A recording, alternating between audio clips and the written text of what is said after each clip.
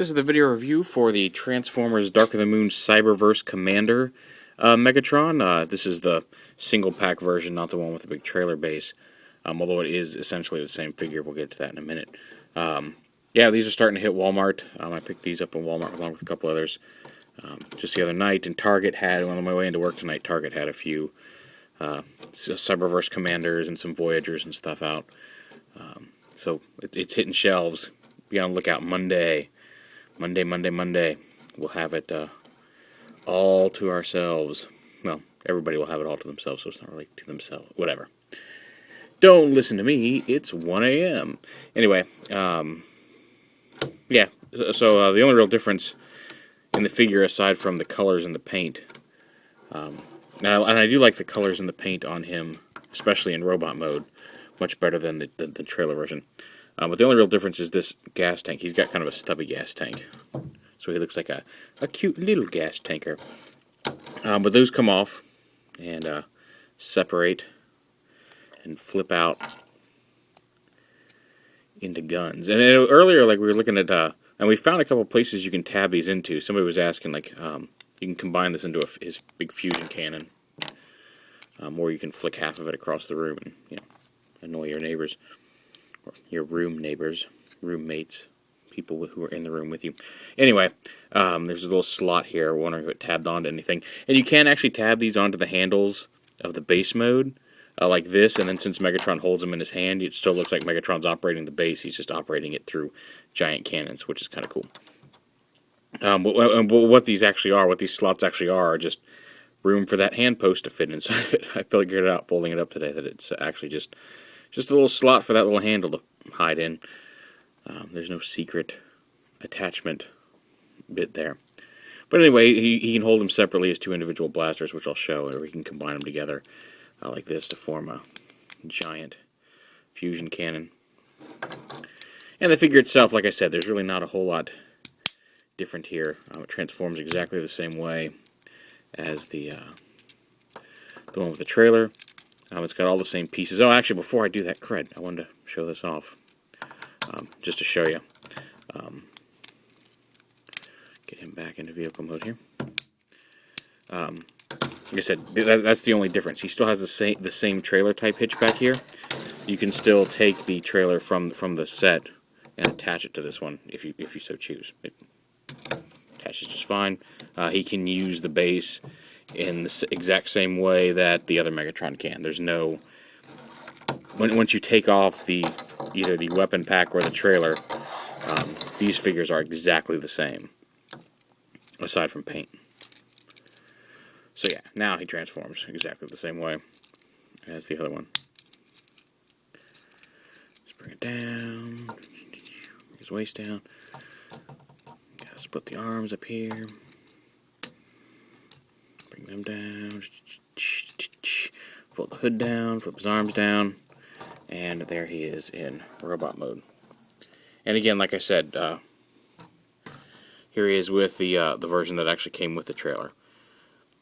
This one's got this weird blue stuff on half of his face. This one's actually got the damaged face. He actually even has his little red eye painted. I do like the darker wheels on this one a little better. But overall, I think the single version, just like Optimus. If you remember, the trailer version was very plain with no flames versus the really detailed actual Cyberverse Optimus. And it's the same thing here. He's got some nice detail. He's got some rust. Just the colors, I think the paint job is just a little better on this guy. But aside from that, like I said, no difference. Exactly the same figure. I think if you can only get one, get the one with the trailer, just because, well, I do like the paint on this one. Technically get both and use this one with the trailer. But I think the trailer offers, the one with the base, offers more play value if you're interested in doing such things. If you just want to display them, maybe go with this guy. But like I said here, you can reach in here and hold his gun, hold his fusion cannon. You can attach it like that. Oh, come on. Don't you want to hold your giant gun? There we go. You can do that. You can I've seen somebody manage to get it to clip onto his arm somehow, and I have not managed that yet. There's no clip point on his arm, really, to support it. I guess you can, like I said, you can kind of wedge it on there. You can get it to stay, but there's no official clip point. But if you want to have it on his arm, you can do that. Or you can separate it, like I showed you, and have it as two handguns. Just peg it onto his little lobster claw hands there. Dun, dun, dun, dun. And he's got giant cannon arms now. But yeah, that's pretty much it. Like I said, he's got the superior paint job. He's got some neat features. I like the little tank guns that can combine into the fusion cannon. There are definitely some advantages to this guy over the trailer. I just think you get more of a whole package with the trailer. Like I said, if you have the means, get the trailer set and get this guy separate and hook them up together. Well, there it is, Dark of the Moon, Cyberverse, Commander, Megatron. This is the video review for Dark of the Moon, Cyberverse, Commander, Sentinel Prime. And as you can see, he's a little fire truck. Got his little fire hose up here. And he's just a little tiny version of the figures we've already seen. You can see his sword stored here underneath. It kind of pegs on right up here on this silver peg. And you can flip it either way. There you can see the hole plugs onto this silver peg. It actually plugs onto his little chest piece, which is kind of a neat idea.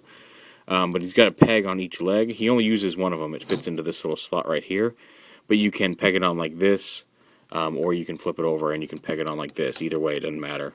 It will stay securely on. So it's really up to you. There's no right or wrong way to do that. And transform, you pop that off. No, we'll leave that off, but just a quick size comparison vehicle mode wise. Here he is with the Cyberverse Optimus mold.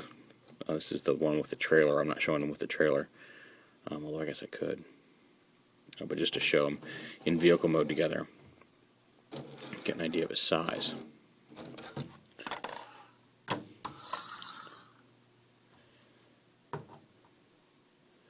So yeah, there's that. And transform, you want to pop the sword off, obviously. Open up the wings here. And this is what's cool. This piece comes off. You rotate the hose part down, unfold it, and now it is his shield. I thought that was a really particularly clever way of using that piece, because you can see the molding of the roof of the fire truck, the back part of the fire truck right there. It just plugs in, comes part of the roof, and then with a twist and a flip, it is now his shield, and you can see there's the clip-on handle for him to hold his shield. So there's his weapons. Go ahead and pop these open, flip this up. Go ahead and pull the legs down, separate them a little bit. You want to take the arms,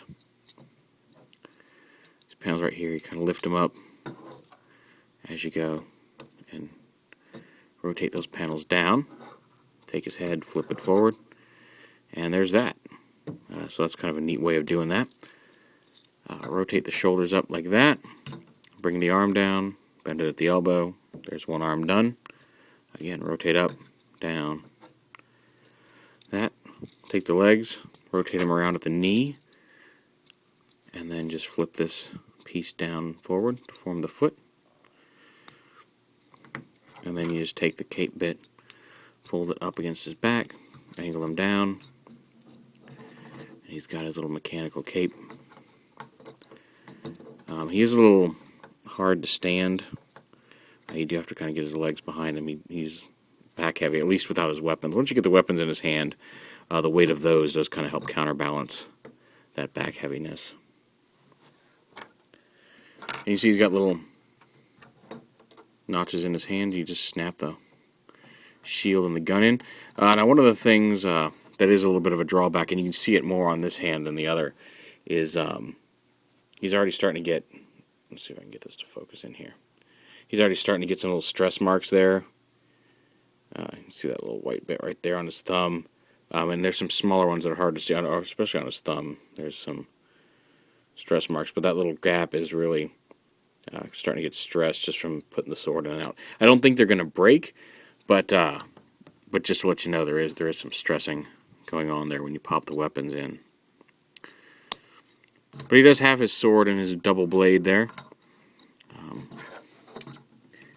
His iconic, don't really say iconic yet, but his signature weapons, as we've seen. He didn't have them on the Voyager, but most of the pictures we've seen of him have had him with that shield and sword. And there he is. Oh, helps if I focus the camera on him, right? Just like this. Ooh, zoom. There we go. And just a quick size comparison with the Cyberverse Optimus here. As you can see, he's a little bit taller. But they look good together. I mean, we're talking about what are essentially Legends figures, so, you know, they're not as detailed as some of the larger figures are. But they look good together. And they're small enough to display on a small shelf if you don't have a whole lot of room. And plus, they're cheaper. So there's plenty of advantages to the small size. And for the small size, they're really doing a good job with these Cyberverse guys. I still say if you want a Sentinel Prime and you can afford it, the Leader is the best version of him so far. But there's some neat things going on with this guy. And if you just want to put him on your desk at work or wherever, Cyberverse is the way to go. So there it is, Cyberverse Sentinel Prime. This is the video review for Cyberverse Commander Ironhide, and he's got some flaws. He's not the most perfect of the Cyberverse figures that I have played with, but he really, really is my favorite. And I don't know when it happened. I honestly don't know when it happened, but somewhere between the last movie and now, I've totally become a movie Ironhide fanboy. I love the truck. I love his robot mode. I love his cannons. I love the leader version. The leader figure is so nice. I've just become a really big Ironhide fan. And I don't know how or why or when it happened. I think maybe it was when the Hunt for the Decepticon Deluxe, when I got him. Because before that was the first really fun little Ironhide that I could carry around, and he wasn't frustrating, and it was just generally fun to play with. So I think that may have done it. But yeah. So anyway, Ironhide fanboy. I won't lie. He does come with his combined cannons here.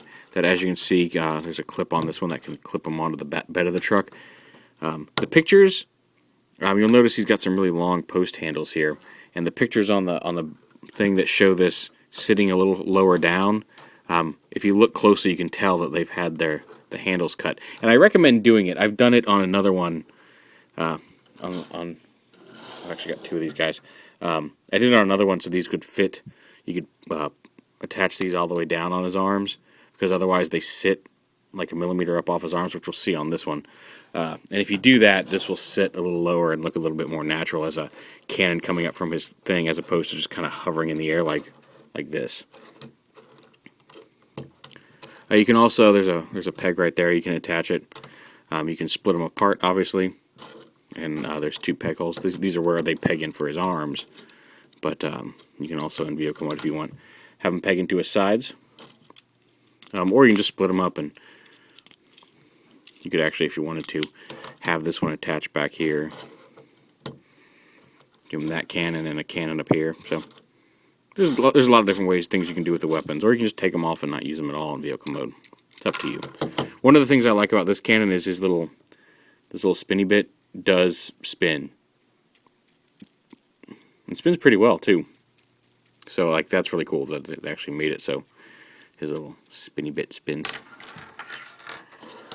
The transformation, you want to go ahead and just kind of grab the bed and pull it down. Flip the feet down and split the legs. And then just like on Sentinel, you want to rotate them around at the knee. Like that. And then you want to take the doors, bring them out like this. You want to kind of reach up here, and this is on a spring, this little chest piece. Just pull that down and fold this whole thing down, and you'll see the front of the car come together. You kind of get up in here to flip his head up. Just bring his head all the way forward here, and you push it forward. It'll lock into place up there. It doesn't turn, unfortunately, but hey, you know, that's the way it goes. Then you bring the arms down and around. Yeah, this arm likes to pop off. On both versions I've got, this right arm likes to pop off. I don't know what the deal with that is. I'll bring the arms around. And he does kind of end up having kind of strong guy arms, as somebody mentioned, because the way the shoulders come up, the shoulders don't move out at all. So his arms are there, but they're kind of, they look like he's kind of going, I'm leaping at you or something. The doors are on hinges here. So you can have them, you got a little bit of options in how you want those doors displayed right here. And then, of course, like I mentioned, the weapons. Peg into his hands. Just like that.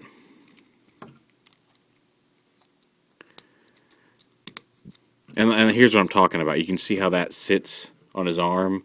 How it doesn't sit all the way flush against his arm, so it looks kind of like a cannon pegged into his arm. Whereas if you trim down that post by just a little bit, you can actually have that cannon plug all the way into his arm. So, something I recommend doing. It doesn't aesthetically really affect anything, because if you're using the weapon, it's probably plugged in somewhere. It does nothing but help the figure. And I find if you got the cannons attached, you can kind of bring his hands down like this.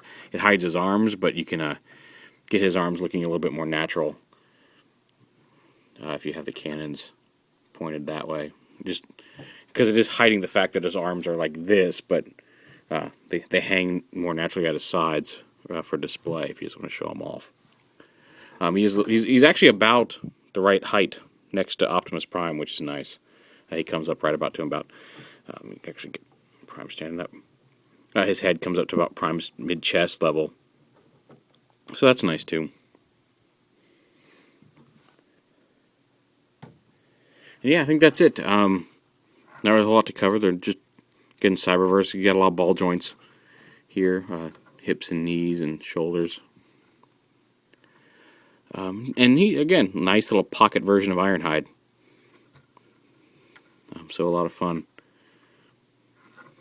There it is, Cyberverse Ironhide.